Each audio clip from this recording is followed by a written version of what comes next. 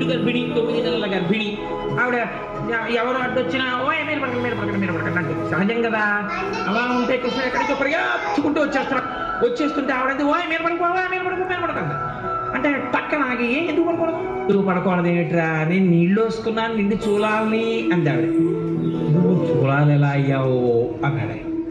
ఆవిడ వచ్చి ఇదే చెప్పింది. ఇలా ఎవరైనా పిల్లలు అడిగారా, ఏమిటమ్మా పిల్లాడు అడగడం అని అడిగారు. అడిగితే ఇందులో రహస్యం ఏమిటో తెలుసా అండి, నేను చూలాలినయ్యాను, నేను గర్భవతినయ్యానని అహంకరించకు. ఆవిడొచ్చింది ఇంతకు ముందు అసలు కరీమిని ఎరగమమ్మా, నందవ్రజంలో మగవాళ్ళందరూ ఆవుల్ని దూడల్ని తోలు పెడిపోయారు, ఆడవాళ్ళందరం అక్కడ కూర్చుని మాట్లాడుకుంటున్నాం, మీ పిల్లాడు ఎక్కడి నుంచి వచ్చాడు అన్నాడు. ఏమిటన్నాము, ఏదో మంచినీళ్ళు ఏదో కావాలని దామనిద్దరం ఆడుకుందాం అన్నాడు. ఇలా ఎవరైనా అంటారా అమ్మా అన్నారు. అంటే ఇందులో ఒక అందమైనటువంటి లీల ఉన్నది.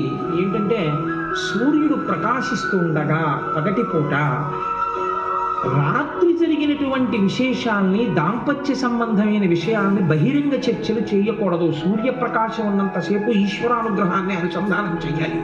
కాబట్టి అదే పనిగా అటువంటి మాటలు చర్చించుకోవడం, ఇట్లాంటి విషయాలు మాట్లాడుకునే అలవాటున్న వాళ్ళ దగ్గరికి వెళ్ళి పరమాత్మ ఇది వ్యభిచార బుద్ధి, ఎందుకని అది దాంపత్యమునందు అది ఒక భాగమని అర్థం చేసుకోకుండా 24 గంటలు అదే రంధితో మాట్లాడుకునేటటువంటి మీరు పశుతుల్యులు అని చెప్పడానికి, మీకు అదే క్రీడ, మీ జీవితానికి ఇంకొకటి లేదని ఒక బుద్ధి చెప్పాడు. వీడ కొడుకు కోడలు అమ్మ